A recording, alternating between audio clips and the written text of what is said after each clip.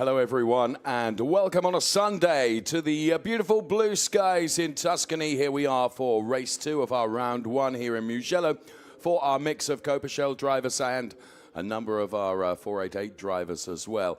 The Shell drivers, of course, driving the all-new Ferrari 296, which is the challenge car for our Shell drivers. It's Henry Hassid that will be going from pole position P1. This is what the scenery looks like around the Mugello circuit. Really rather lovely, you know. And it's a really technical track which demands the most from our drivers and the cars as well. 5.245 kilometers. And this is our calendar for 2024. It's quite an eclectic one. We're here in Mugello. We head off to Hungary next to Balaton. Then it's Jerez, Portimao, Le Castellet, the snow which will greet us in September at the Nürburgring, and then Imola for the final round of our 2024 season. That's the way it looks for our calendar for the year.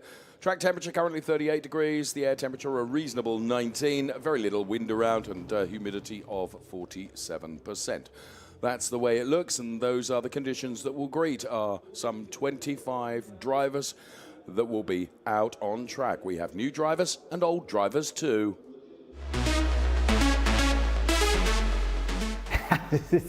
This is special. Ferrari is Ferrari. This is unbelievable. Yeah, I always love to come here. It's a really welcoming community with everybody being really nice to each other. I like the whole atmosphere here. It's like a big family or so. So you look after each other. It's a pleasure to be part of it, for sure. So that's why I still need to stay in the Ferrari team, of course. I couldn't imagine me going anywhere else, to be honest. Yeah, it's like you be part of a family and you grow together. So for me, Ferrari is very important. Yeah, it will be a hard season, but we will fight and do our best. I never drove the challenge before. So for me, this weekend is going to be tough. But I see it as a challenge, so challenge accepted. When you drive, when you jump in the car and you see on the steering wheel the prancing horse, then it is different. I don't know. I cannot explain why, but the emotions are different. It feels different. And when you walk into the paddock here, and when you see everything is red cars out there.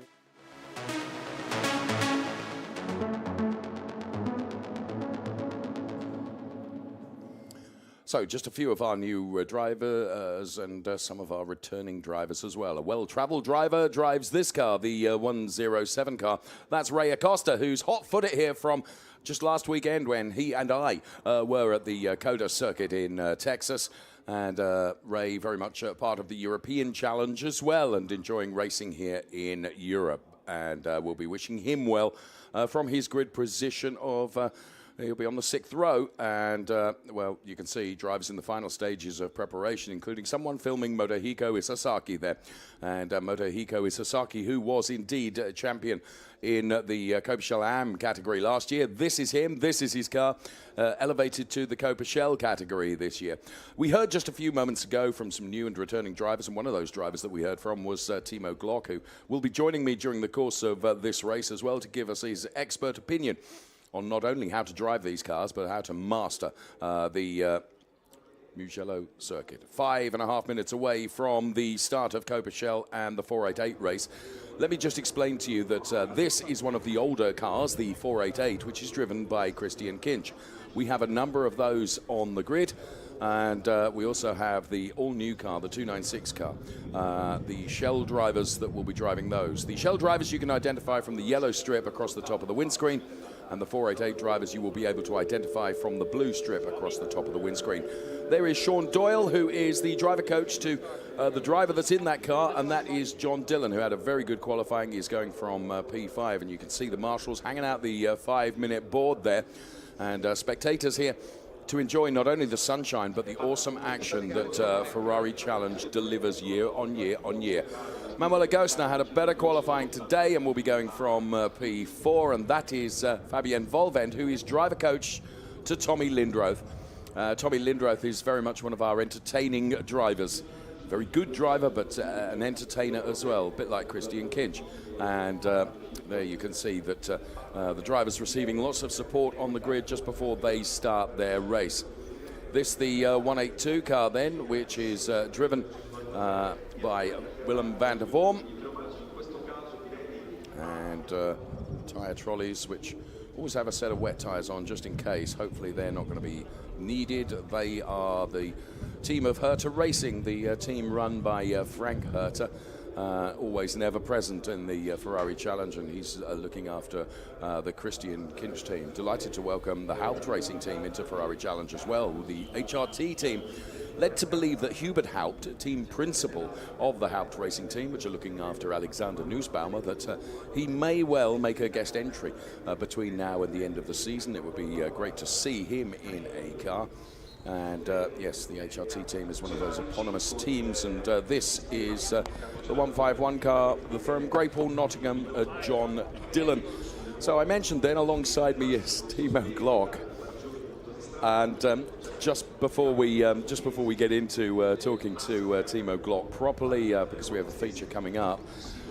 Timo, I talk about entertaining drivers. You are at the top of that tree. Thank you. That's great to hear. I try to put a good show on. Yeah. Don't ever change. So we're going to be hearing then from one of the long-standing competitors in the Ferrari Challenge. And there are many of those that return year after year after year because they love the ambience, they love the atmosphere, and they love the racing. And one of those drivers who is very special to us indeed, we are going to hear from right now. This is Von Skeltermar.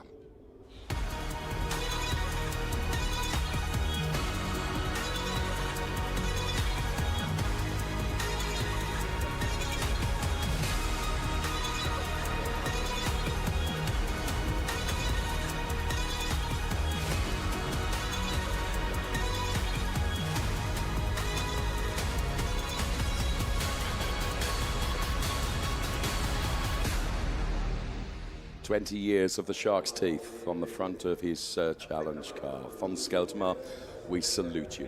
Yeah, really nice guy, by the way. I just had an espresso last night, yesterday, with him at the hospitality. Really nice guy. Talked for 10 minutes, and impressive how he is still performing. Yes, he is, and you never bet against Fons.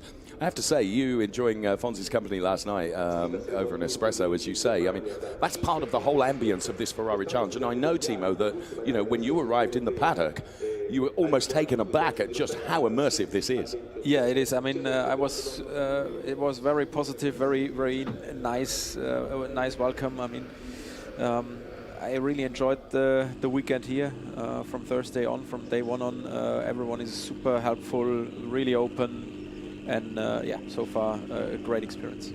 And you've been doing good things out there on the track, not only in terms of your race performance, but also for entertainment for us as well. There is Von Skeltermar, who we just saw the special sort of 20th anniversary clip. Von Skeltermar, he's got a bit of overtaking to do, to be honest with you, for his Kessel Racing 296, but you never bet against Von Skeltermar being able to do that. He has been a regular race winner and podium placer, and we wish Fons well for this race. 30 minutes plus 1 lap, a new race duration. It's just one of the changes in the Ferrari Challenge for 2024. 30 minutes plus 1 lap. And of course, the car, the 296. You know, Timo and I will be talking about that when we get into the race, because it is an absolutely awesome car. No question about that. And a car that is provoking a smile from each and every driver as they get out of that car. Okay, stand by. We are about ready to race.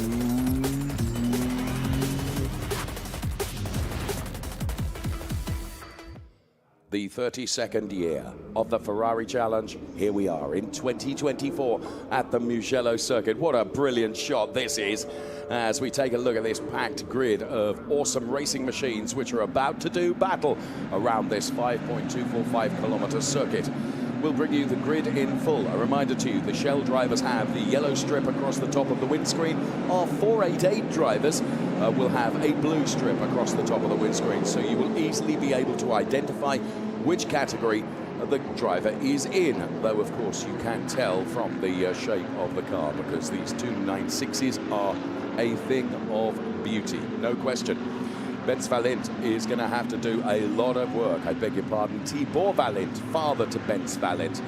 The Ferrari Budapest Rosso Corsa driver, he had a slight off in qualifying and he was not able to put in what he would consider to be a meaningful lap time. So expect to see some overtaking from the car which has the number of 132 on it. It's right at the back of the pack of the Shell drivers, and as I promised you, I will be bringing you the grid in full as the drivers are weaving from side to side, trying to generate just a bit of temperature into those Pirelli tyres ahead of this awesome race to come. So many cars, so many stories to tell, and of course, yesterday it was a victory for Timo Valent. Can he pull the proverbial magic rabbit out of the hat and do something today as well? You certainly wouldn't bet against it. He used to race in the Ferrari Challenge. He's back in it for this year, and he has got to do some real work. Fabrizio Fontana making his debut in the Ferrari Challenge, driving the 488 car, and what a debut he made yesterday, because he won the race and he had no circuit racing experience at all. Came from rallying, which is an altogether different discipline where you're very, very sideways as the cars line up behind the Richard Mille safety car. Henry Yassid put it on pole with Alexander Nussbaumer alongside. James Wyland going to be a danger man from there, P3, Manuel Agostina, P4. John Dillon, P5, and Motohiko Isasaki, great quali, P6. Murat Kuhardaroglu and Andreas Rizzi are on the fourth row of the grid, before we find Willem van der Vorm and Christoph Herney. Then it's Ken Abe and Ray Acosta going from P11 and P12. Pierluigi Alessandri and Thomas Loflad, they're 13 and 14. Then it's von Skeltermar before we get to Fabrizio Fontana, the best of the 488 drivers. Timo Valent on row 9. Ahead of Pino Frascaro and Tommy Lindroth. Then it's Ivan David Mari and Andreas Berg Sorensen ahead of Vincenzo Gibberni, Alexei Komarov and Germano Salernitano. That's the way the grid looks. Timo Glock, you've now raced in the Ferrari Challenge, and you know, the feeling you get in these cars is something very, very special indeed. They're an awesome racing machine, aren't they?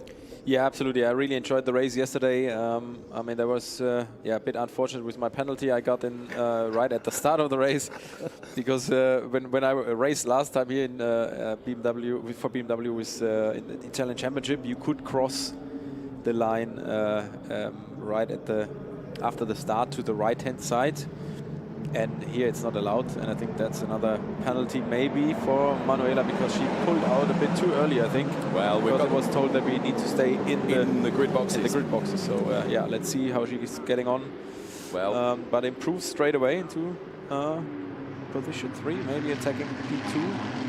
Absolutely, really taking it to Alexander Nussbaumer. Henry Hassid had a perfect start. He goes from P1. It's Alexander Nussbaumer. Then, as Timo said, it's Manuel Agostina. John Dillon has moved up a place to P4. Then it's James Wyland. And then it's Murat Kuhardaroglu and Andrea Rizzi. They occupy the top 7 places as everyone begins to settle down just a little bit. Murat Kuhardaroglu's under some pressure. And Motohiko Isasaki in the all-green 296, really taking it. And Ray Acosta moving up some places as well. There is von Skeltermar fighting his way up. Willem van der Vorm has moved. I think Thomas Loflad has maybe dropped a couple of places, but Henry Hassid now is trying to build up a margin as quickly as he can and build up some space between himself and the fights that are going on behind, and they continue to go on. There's Motohiko Isasaki with Christoph Herney and Ray Acosta right behind, and Christoph Herney in the all-yellow car. Henry Hassid leading Alexander Nussbaumer and Manuel Agostina. So you can see drivers taking a look at different lines then and what they can do. Do bear in mind that we have 2 classes racing together here. The 296 Challenge cars, the yellow strip, and the 488s, which Fabrizio Fontana is leading at the moment, have the blue strip. There is Manuel Agostina. No messages yet on our timing screen, and we will see. Race control do rule the racing with a rod of iron. And yes, we'll see if it was adjudged to be a start worth investigating. So, about to put the first lap in the book then of this Ferrari Challenge race here, race 2, as Christoph Herney coming under some pressure now for P10 from Ray Acosta. Ray Acosta racing not only in Europe but in North America as well. Not perhaps quite as close, didn't get the same momentum off that last turn as Christoph Herney did ahead of him.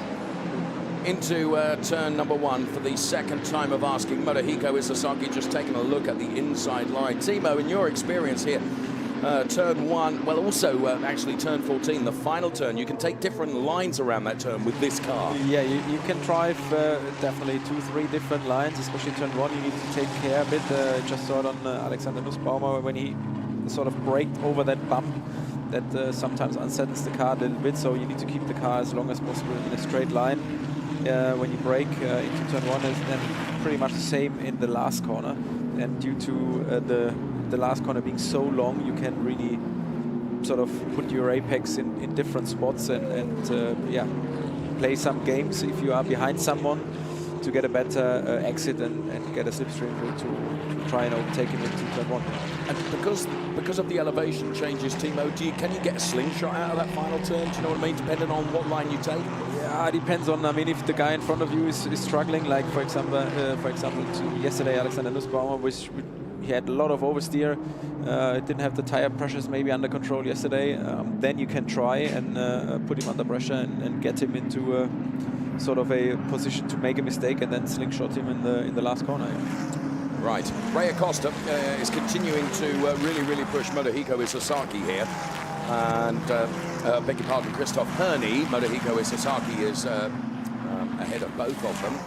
And Thibaut Valent already, as Timo points out to me, has moved up a couple of places, having got past Pierluigi Alessandri and Fons Skeltermar. So he means business, the Ferrari Budapest driver, who is doing his level best to make his way as well.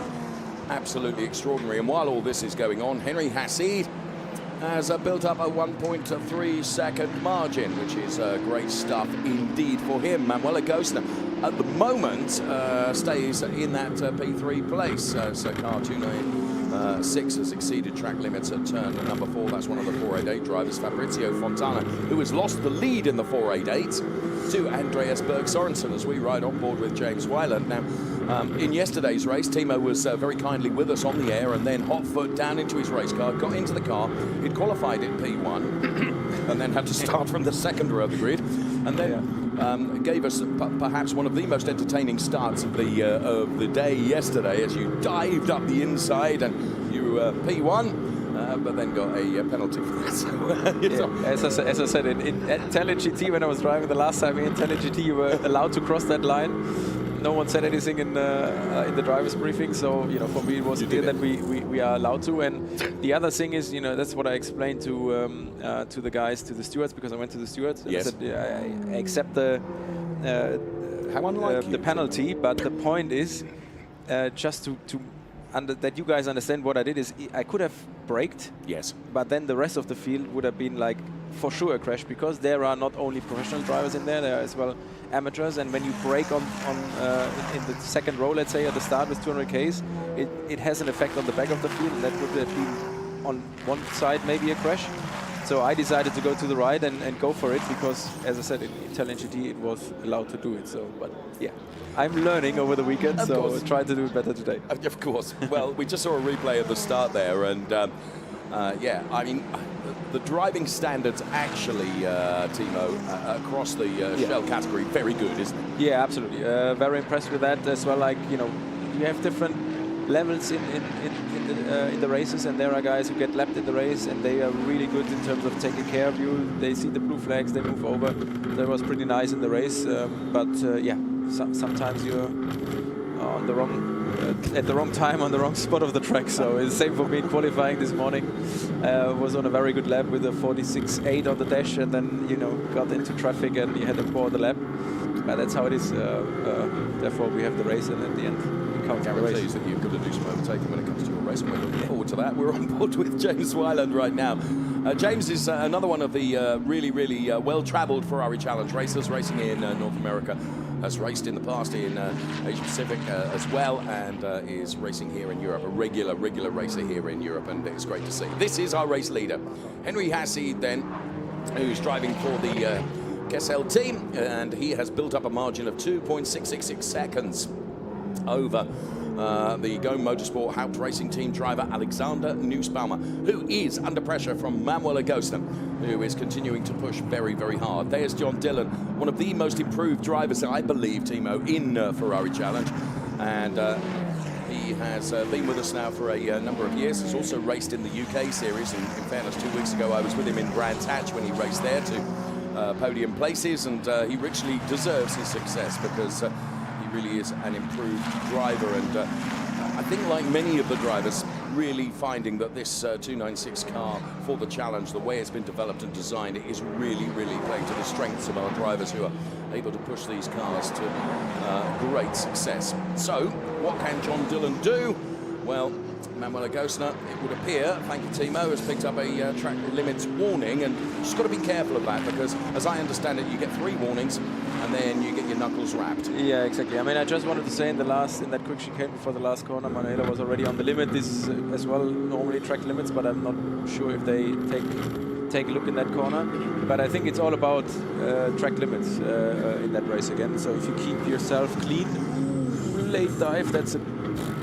Wow, that was... James is, I have to say, I know James well, and he is a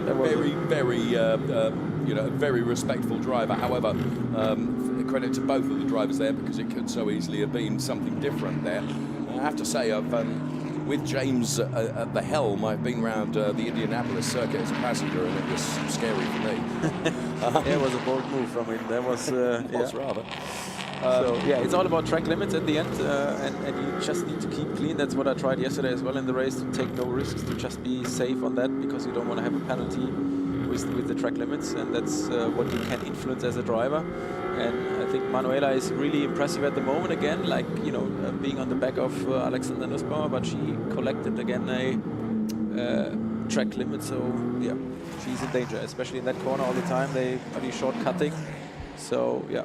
And it's really curious, Timo, because ordinarily track limits are on the almost on the outside of the corner, aren't they? Whereas here, going into that turn in particular, it's you're trying to shortcut the inside of the corner. Yeah, because the curbs are so flat, and those yellow sausages you have, you still can run over with those cars.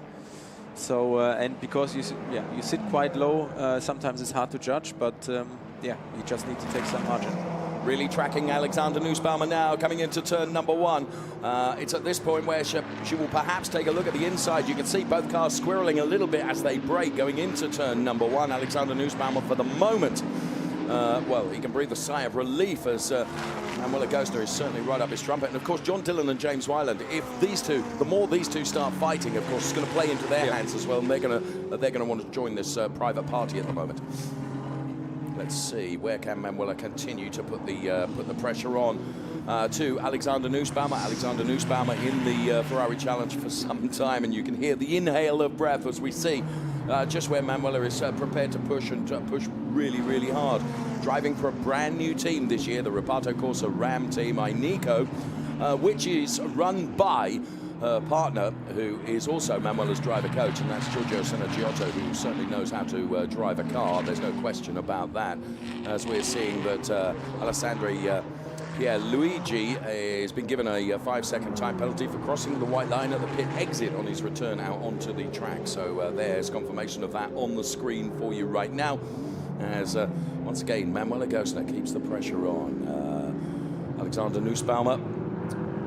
I mean, what we saw yesterday, she was really strong in the second part of the race. And Alexander struggled after sort of first 10-15 minutes. So it's interesting to see if she finds a way maybe to keep the tires more alive in terms of the driving style. With Alexander, he's super aggressive on the brakes. When you see how the car is moving all the time, that puts energy into the tire, that heats up the tire. The tire pressure goes up, and then it's a circle in the wrong direction. And because then the car is moving around, you lose overall grip. And it seems like Manuela is a bit less aggressive on the brakes, and just keeps the tires more alive, and it looks like she's in the second half of the race stronger again. Driver, we said, had got to do some overtaking because of unfortunate circumstances in qualifying is Timo Valent. He is now tracking Christoph Herniers one by one, Timo. He is ticking these drivers and these competitors off his list. He, of course, was on the top step of the podium yesterday, and he is continuing to push really hard as Thomas Loflad and Christoph Herney, von Skeltermaar and Ken Abe all in this little gaggle of cars. And Timo Valent is really pushing hard side by side, von Skeltermaar there. But this is Timo Valent. You can see he's the car behind this all-yellow one of Christoph Herney, and he's flashing his lights furiously as von Skeltermaar dives to the inside now, going into this turn. I mean, these places are swapping around, and it's Thomas Loflad and von Skeltermaar who are having a fantastic battle here. And those places have swapped 2 times. Oh, there is some smoke. Smoke rising there, and Timo Valent. Christoph Herney is a very, very experienced driver, not only in GT cars, but has done single-seater racing as well. And Christoph Herney knows how to pilot one of these cars, and Timo Valent is absolutely determined to get by him. There's some traffic there, keeping well out of the way, allowing these drivers to continue their race. And Timo Valent, well, that was not only on the curbs, that was on the grass as well. More than a track limit. Right. Well, let's see. Timo dives to the inside now, shows his face, and Christoph Herney gives him racing room, Timo. Yeah, absolutely. He keeps the door open, so I'm coming, and Timo could take the inside line, and just through. Well, von Skeltermaar almost trying to get through at the same time, and that often happens where a gap opens up and you're able, as Fons takes a look at the inside of Christoph Herney now, so another track limits warning for Manuela Gosner, and she's not far away, I would have suggested, from perhaps picking up a penalty, as von Skeltermaar does go through on Christoph Herney, and I think Thomas Loflad is next in the queue.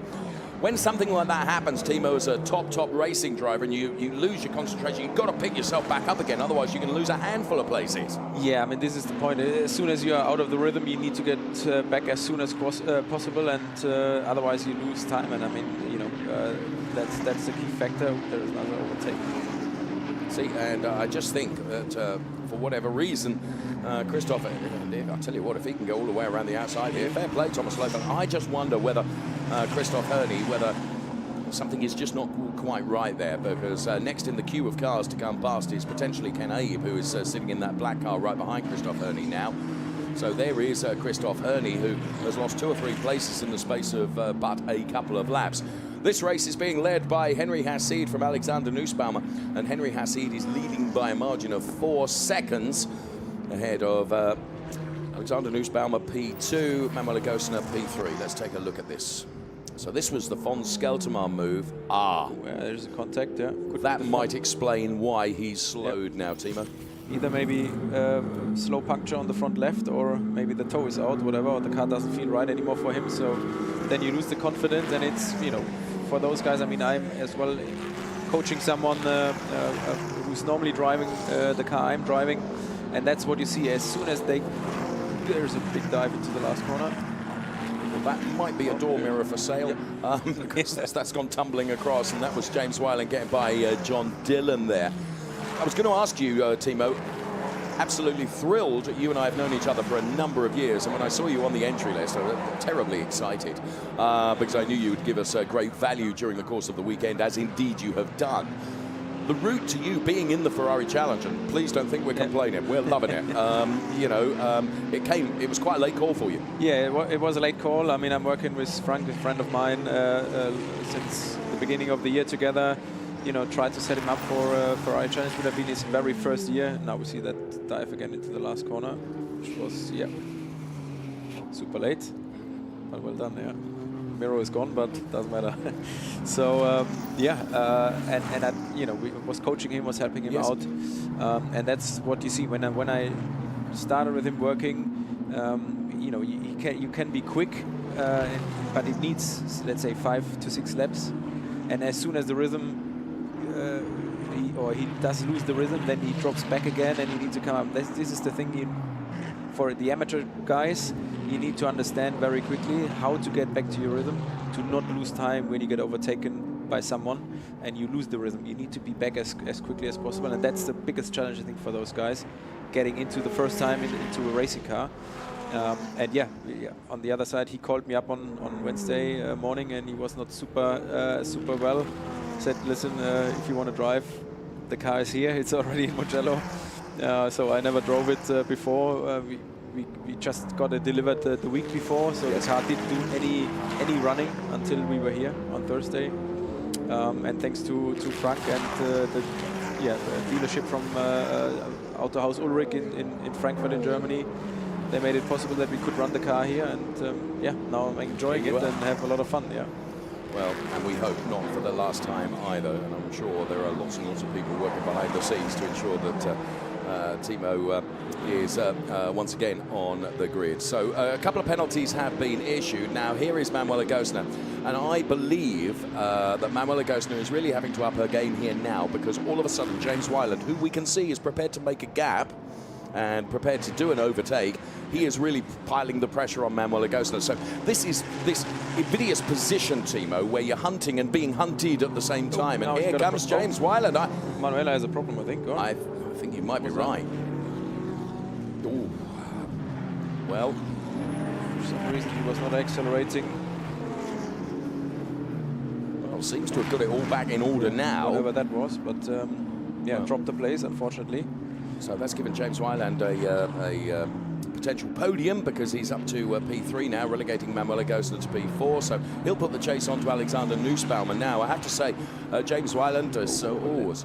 Of course, we've got some cars that are back marking, and that, of course, means that there's traffic for these drivers to negotiate as well, and that is the that's something of a craft in itself, is making sure that you can get by those cars that are perhaps back marking. You can see the lights being flashed there, and here we can see a big moment. And that was a big moment for von Skelter. Oh, whoa! How did Thomas Loflad avoid that, Timo? That was close. Here you see that it looks like that there was because she was moving over, whatever it was. Maybe she wasn't the limiter, did not shift early enough, and that made her lose the position. You've got to be so focused inside the car. I was talking to one of our North American Ferrari Challenge drivers at COTA last weekend, who had a brilliant qualifying, started from P1 and just going up the hill into turn number 1. Basically, he was in the wrong gear, he reached the rev limiter, and he got nowhere further to go, and he lost out on the lead. I mean, he came back and won the race, but what I'm trying to say is, for you racing drivers, not only are you having to steer the car and think about it, you know, you've got so much going on. Yeah, you need to look in the mirrors, you need to look in the camera. So there's a lot going on, especially if you have like in the middle of a 3-car battle. You need to look to the front and to the rear, and yeah, that's quite intense. Well, you can see the 118 car of James Wyland. Now, James is driver coached by Konrad Grunewald, who is a phenomenal driver in his own right. He'll be on the radio to James right now. James's young son Max is here watching the race action this weekend as well. And left car again. Whoa! That played into the hands of Manuela Gosner, but that was a big save from James, Timo. Yeah, that was a big moment. He tried to avoid the lap car, lost the rear end, and just had to back off the throttle. Then the front dives down and the rear gets loose. Just managed to keep it on track, and yeah, Manuela just made the position up again. And it looks again the same like yesterday, that Alexander Nussbaumer just is using the tires too much. He's super late every time on the brakes. That makes it difficult for the other two to overtake him. But you see, the car is moving more and more. He has more problems to get the traction down, because he's just overdriving a bit the car. And as I said, as long as the race goes, the tires are just dropping and dropping. Well, James Wyland has got to do it all over again, and he bailed out of that because he knew there was going to be contact. This is around the final turn. Manuela Gosner versus James Wyland. They are absolutely side by side. This is for P3 in the Shell race as they get right together here. Two brilliant drivers. And I'll tell you what, James Wyland is going for it, Timo. Absolutely. I mean, he looks the strongest at the moment in the pack of the 3 cars. At the moment, that helped out Alexander Nussbaumer again a little bit to have a gap of 1 second to, yeah, try and keep his tires alive somehow. But I'm pretty sure it doesn't take long, and then the 2 cars are back again fighting him for P2. Henry Hassid, meantime, is rubbing his hands with invisible soap, because he's like 8 seconds up the road, isn't he? Exactly. One of the funniest lines I've heard from one of the Ferrari Challenge drivers is on a particularly long straight, you know, well, I like to check my emails and get a coffee. You know, I mean, it's never like that as a racing driver, is it? You haven't got a moment to think. Definitely not. Right. The last lap then, you can see there the difference between Manuela Gosner and James Wyland. So Manuela is still in this. Please don't rule her out, because she's a feisty young lady and a great racing driver.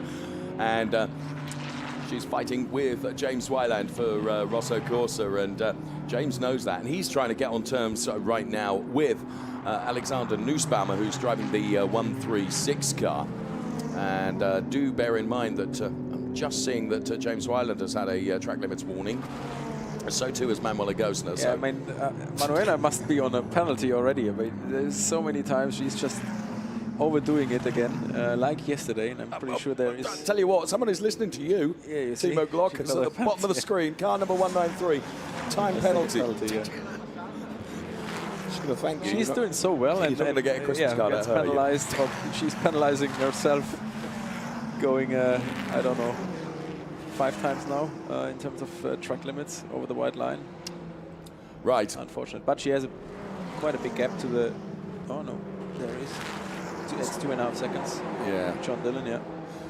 Well, there is Manuela Gosner, who of course is going to push and push and push and maintain that push right until the end of the race. You can see the James Wyland car looks a little bit loose at the front end as well as he tries to scrub the speed off going into turn number 1. Of course, he's got the comfort cushion now of a 5-second penalty that will be applied to Manuela, of course. So James Wyland steadfast at the moment in that P3 position. Alexander Nussbaumer, he's the one that's thanking his lucky stars because, as Timo said very much yesterday, just looking at the Alexander Nussbaumer style, which is just a little bit more aggressive, isn't it? Yeah, he's just very late on the brakes, keeps the nose down into the corner, that unloads the rear end, and that makes the car sometimes a bit nervous. With the new brake system, with the brake-by-wire, the rear starts to lock a little bit, and you just need to find a way to be a bit earlier off the brakes, and then sort of transform the weight to the rear and play a bit more with the weight of the car.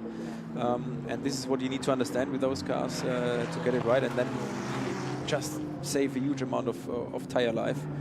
And that's where he sort of struggles at the moment over race distance.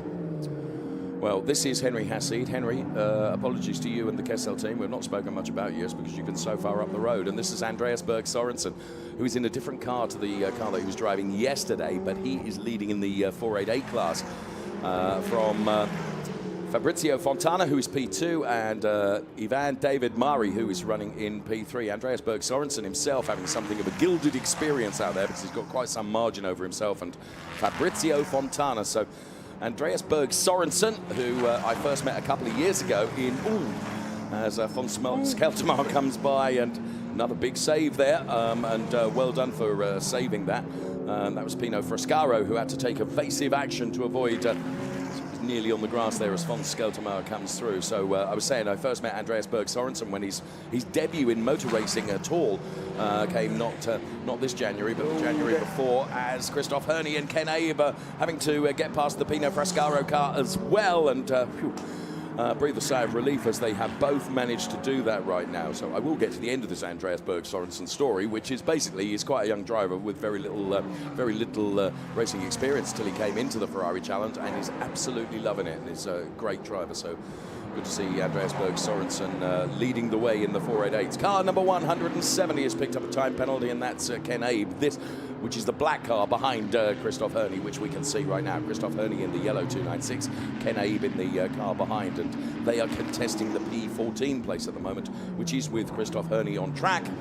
However, Ken Abe behind him has also picked up a time penalty. So the penalty still being awarded with less than 5 minutes plus a lap to run in this Ferrari Challenge Coppa Shell and 488 race, which has been scintillating from the very start with lots going on.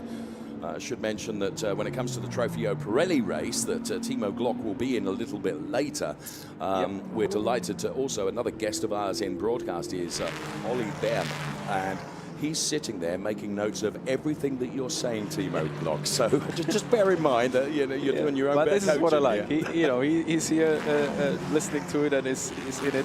He could be in the hospitality having a coffee or ice cream, but not doing that. That shows how interested he is in racing. And again, heads up for the race you did in Jeddah. I know the neck was painful, but well done. I mean, that's an impressive start. That is Alexander Musson. Yeah, I told you. You did tell me. He's just overdoing it in turn 1 on the brakes, and he lost the position.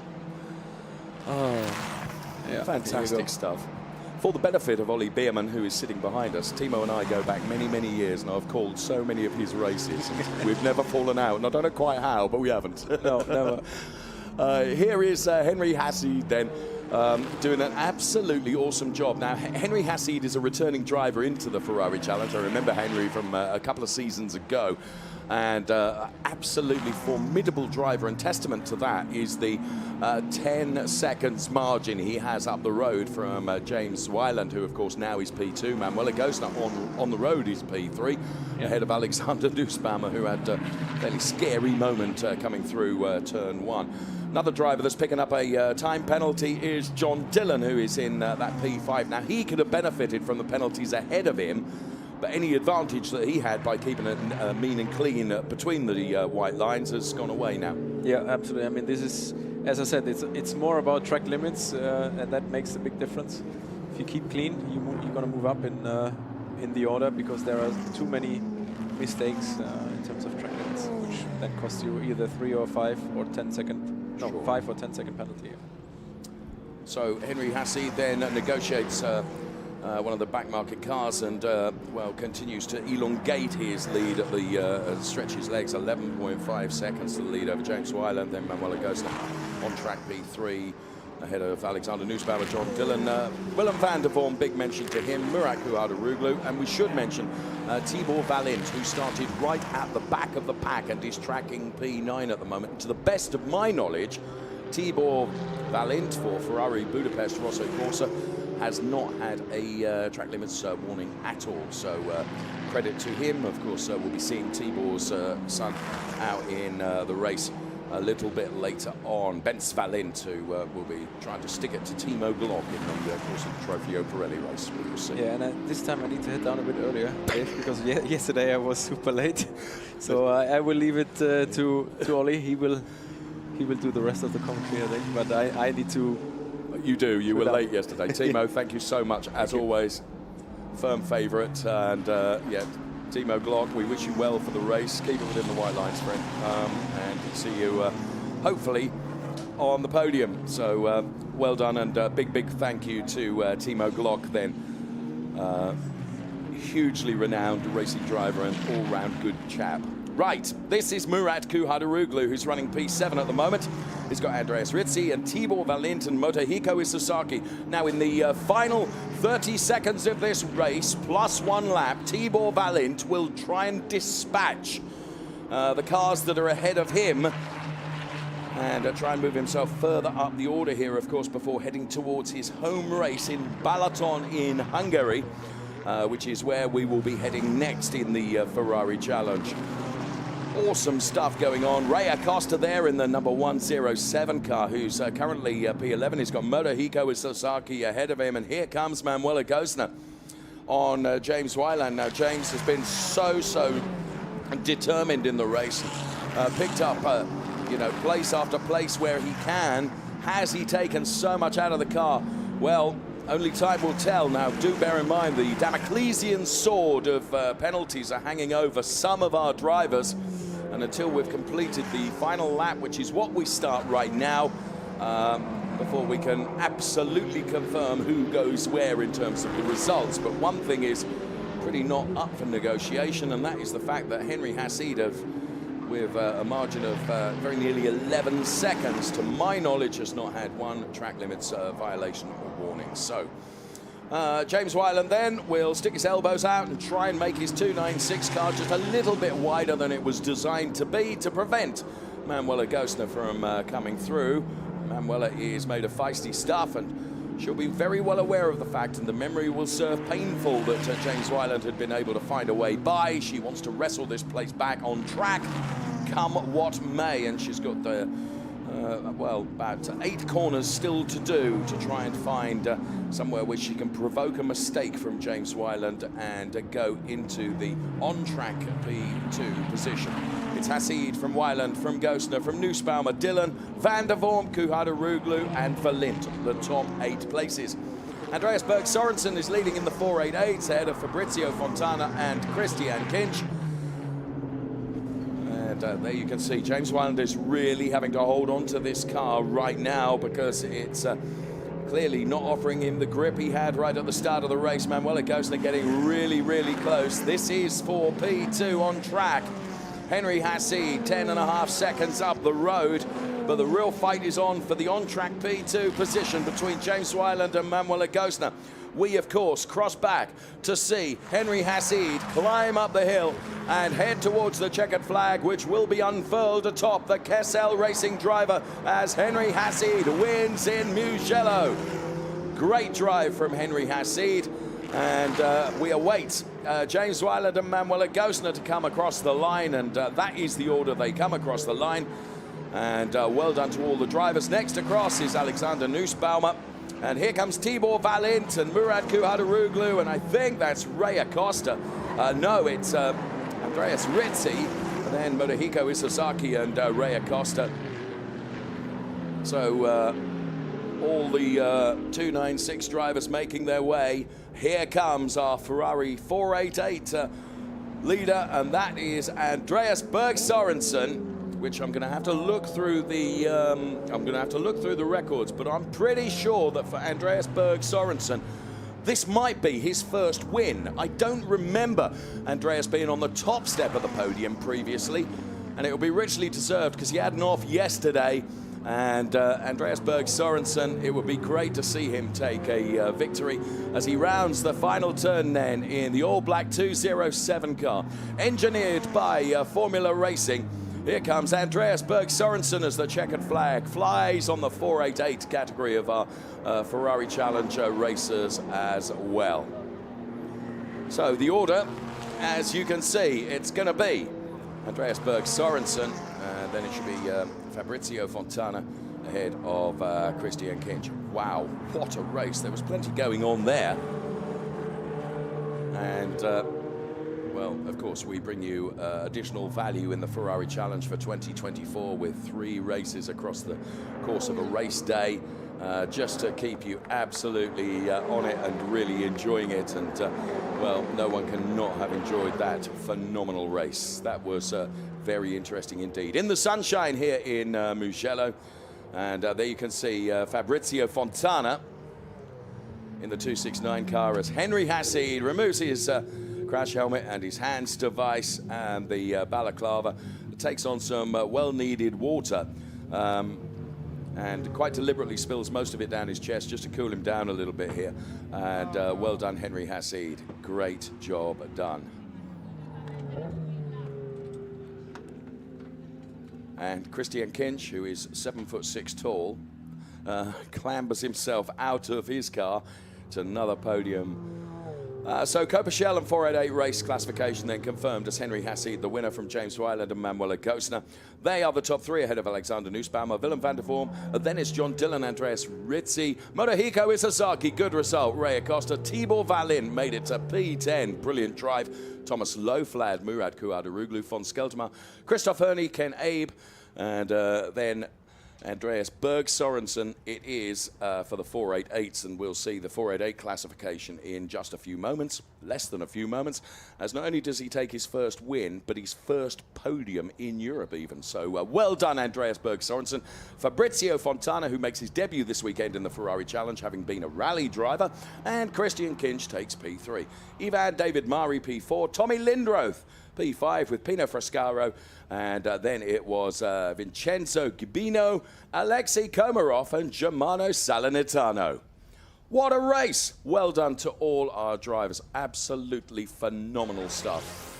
Big thank you once again to Timo Glock for being with us. He's down there getting hot foot prepared to be in the race seat and race suit. And we're going to be hearing from Henry Hassid momentarily.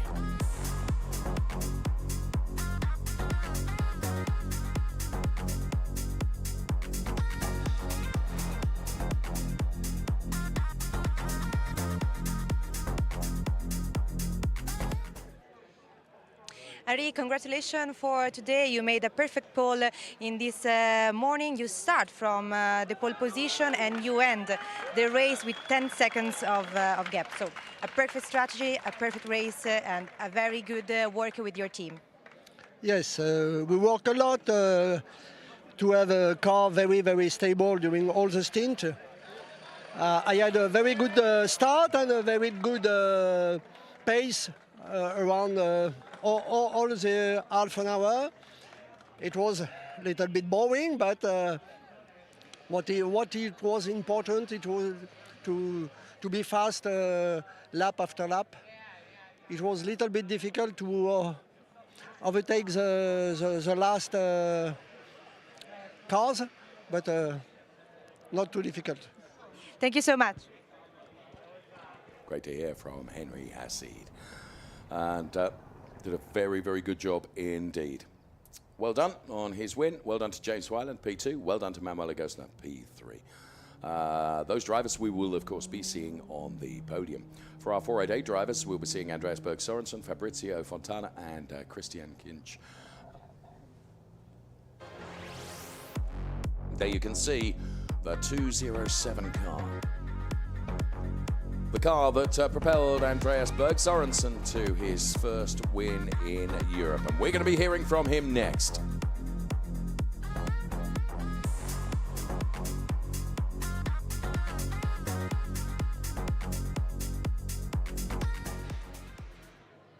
Congratulations, Andreas. You won race 2 of Mugello, the first stage of the season. Can you tell us more about your strategy and your management with your team for this race? Well, I want to give a big thanks to my coach, Benny, for the wonderful guidance throughout the race. I couldn't have done it without him. My strategy was, you know, just to listen to him, do the same line, and just having a podium in my back head while driving. Thank you so much. Thank you. Many congratulations, Andreas Berg Sorensen. It's richly deserved. Really seen you improve as a driver, and it's been a joy to see that happen. Let's take a look at the highlights of that wonderful race.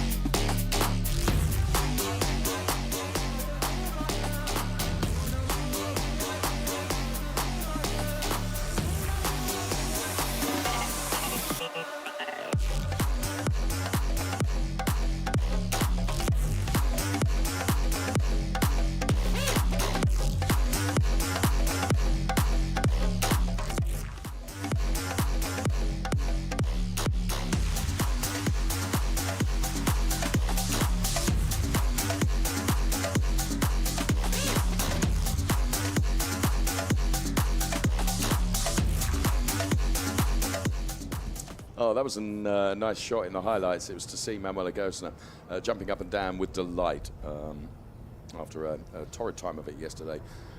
Delighted to see that. Coppa Shell Drivers' Championship, then Henry Hassid leading that 10 points over James Wyland. Then it's Tibor Valint, P3, ahead of John Dillon, Manuel Agostina, Alexander Nussbaumer, Willem van der Vorm, von Skelterma, ahead of Andreas Rizzi, Christoph Herney, Motohiko Isasaki, Pueligi Alessandro. Then it's Ken Abe, Murat Kuadaruglu, and the rest of the order you can see there with Thomas Loflad on a point at the moment. Expect that to change because Thomas is made of stern stuff, you know. And whilst this weekend may not have been the one that he wanted, it will come good. Fabrizio Fontana still leading in terms of the 488 Evo Drivers' Championship, ahead of Christian Kinch and Tommy Lindroth. They are the top three. Keep an eye on Andreas Berg Sorensen. He's coming calling and taken the win today, of course, has done his championship aspirations no harm at all. Up next, we will be going up to the podium to see the real celebrations.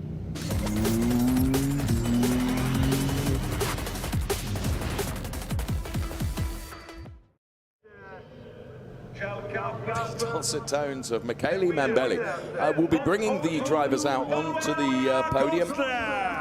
And Manuel Agostina, as we could see down there, second driver on the podium, James Wyland. Proud to enjoy this wonderful, wonderful and podium. And the winner is Henry Hassid. So the top three are Manuel Agostino P3, James Wyland P2, and Henry Hassid P1.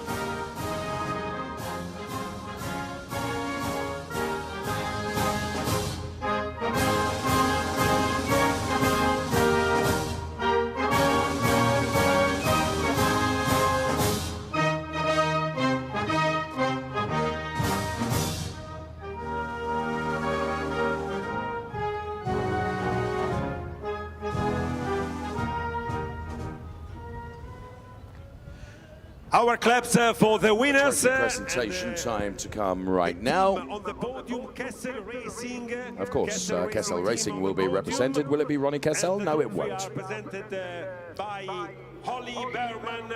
And that's where he's gone. He was by me a few moments ago. There's Ollie Behrman then to make the trophy presentations. First of all to Manuel Agostino. Podium, Manuela Gostner. The trophy for second driver, James Wyland. Well done, James. Many congratulations.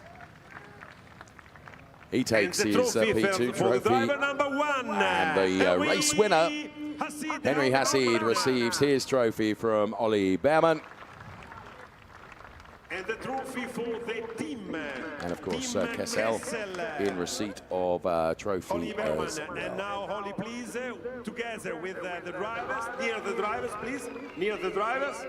And all the drivers on the first step of this podium, please, near, James, near, and lift your trophy, lift and smile, okay, perfect. Lift your trophy and smile, if you will, please. Mugello has a great job in terms of designing the podium celebrations.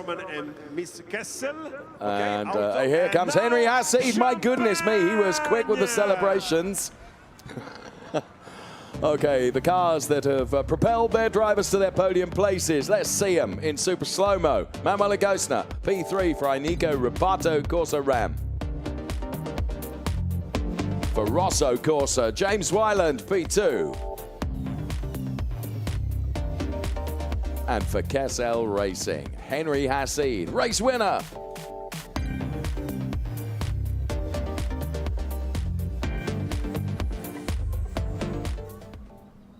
What a race. I loved it. Hope you did too. Of course, we have another podium to come where, in terms of giving you great value, that's what we're all about here in the Ferrari Challenge. It's going to be the 488 podium to come. And taking P3, there is Christian Kinch. And very popular, taking P2, Fabrizio Fontana. What a weekend he has had. And well done to this really charming young man, Andreas Berg Sorensen, to the top step of the podium.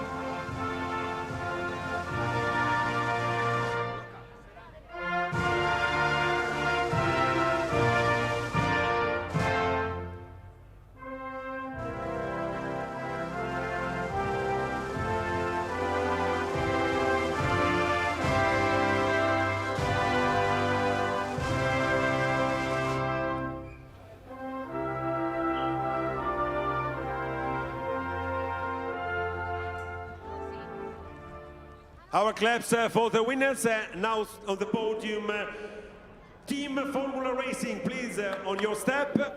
And the trophy are presented by a very young driver, Scuderia Ferrari HP reserve driver, Ollie Behrman and Christian Kinch. Dear friend, oh my dear friend, the trophy. The Scuderia Ferrari HP reserve driver Ollie Behrman making the trophy presentations then. First of all to Christian Kinch and then to Fabrizio. And the winner trophy. And Andreas Berg Sorensen will remember this moment for a very long time. And the trophy for team. And of course, Formula Racing will be in receipt of a trophy as well. And wait a moment, guys! To heck with wait a moment, he says. Bit like yesterday, we're going to celebrate. Okay. Oh, what a race this has been to kick off our second day of our Ferrari Challenge weekend here in Mugello to launch our 2024 season. Wow, from Timo Glock, from Nico Spalek, from Ollie Bierman, and from just about everybody else involved in the production, thank you so much for watching. Please stick around, we've got a Trofeo Pirelli race to come next. Bye-bye for now.